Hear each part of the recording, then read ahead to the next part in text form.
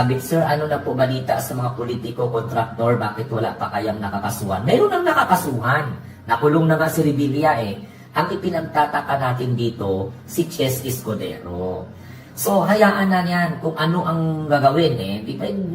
Kay ano yun na yan eh, Independent Commission for Infrastructure, ang binareklamo ngayon, bakit wala po si Chess Escudero sa nirerekomenda.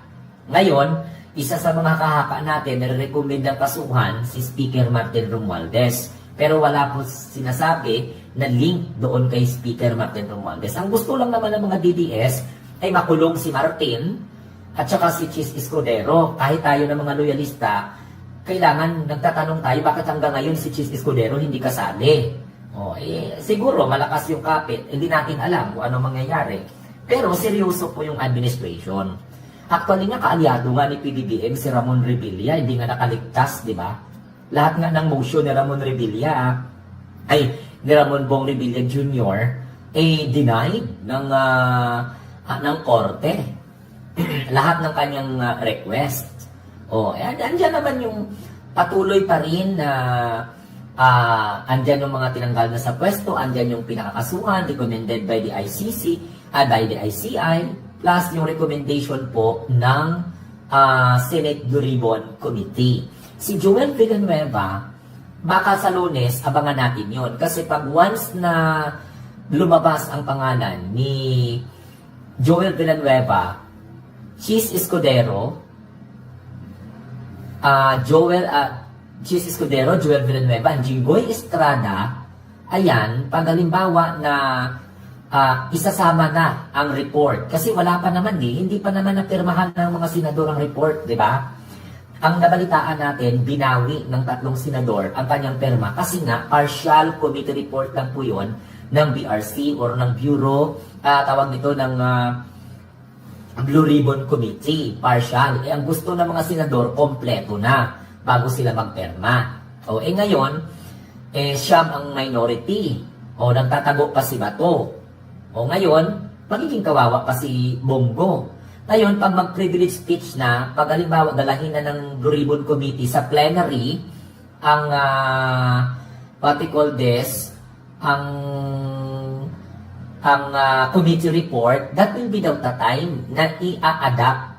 So, doon malalaman yung resolution to adapt the committee report of the Blue Ribbon. Pag once na-adapt na yon at saka na-approve na ng Senado, majority votes ang committee report, agad-agad po yun, dadamputin. Kasi ready naman po eh. That's the reason why they wanted to oust Tito Soto. Gusto nila matanggal si Tito Soto sa pagka-Senate President. Magkakakonek-connect po lahat yan eh.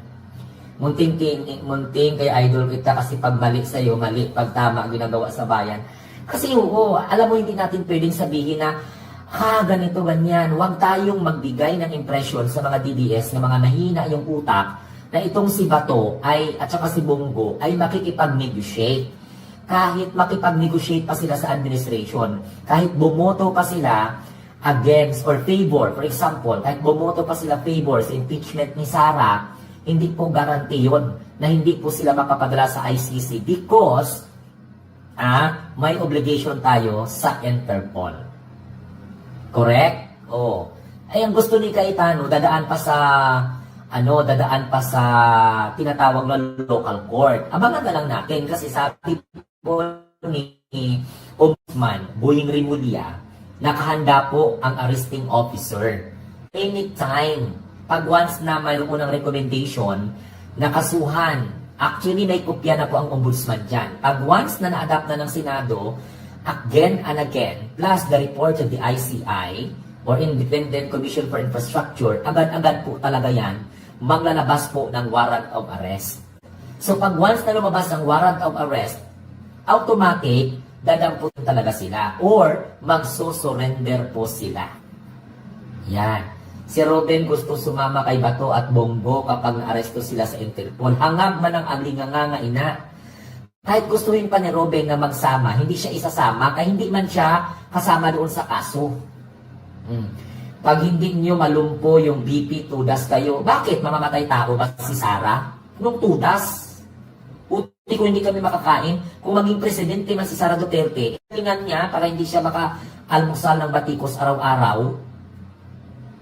Do kahangal nga Jusil Didan, di ka kakilala ni Sara Duterte. Sabi mo, lumpo-lumpo. Bakit hindi malumpo-lumpo? Tugasin payin, hindi ganun. Ang tanong, mamamatay tao si Sara?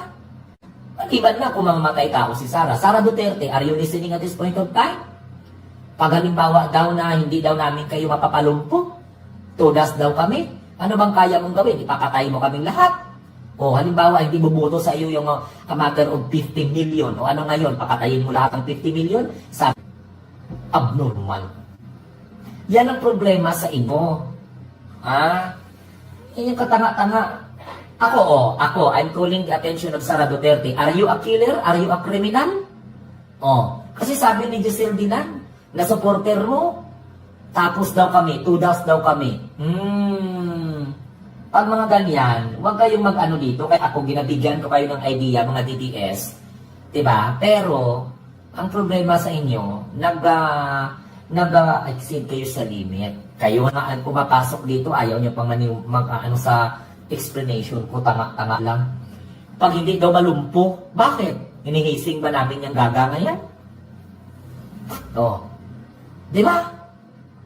Pag hindi daw matudas si Sara Duterte, pag hindi daw malumpo si Sara Duterte, tudas daw kami. Baka hindi nga yan makatakbo. Alam mo, Bong M. Jr., hayaan mo lang yan. Ako nga hindi ko nga pinapansin eh. Hayaan mo lang kasi kapag maano mo yung internet ko, ano mo kay wala ako sa lugar na mayroong internet na maayos. Diba?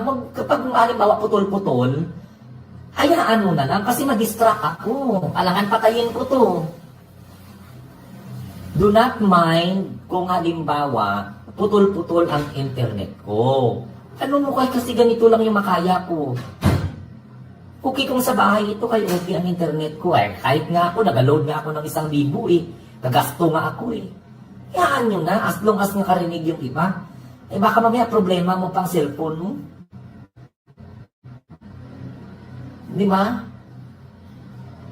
Huwag nyo akong isturbuhin sa mga ganyan. Eh wala akong magawa. Kay connection yan. Alangan naman patayin ko, mag-live ako ulit. As long as kung wala nag-connecting dito sa akin, walang problema yung load ko, ay yung internet ko. Kaya nga hindi ako nag-live streaming kasi mahina yung ano ko eh. Ako gagasto nga ako ng load para lang na makapag-live ako. Nakakulong na nga ang galamay ng Saramao. Nakakulong na nga ang galamay ng Saramao mo. Susunod na yan, paano kami magbibigti? Daw gaga si AMG.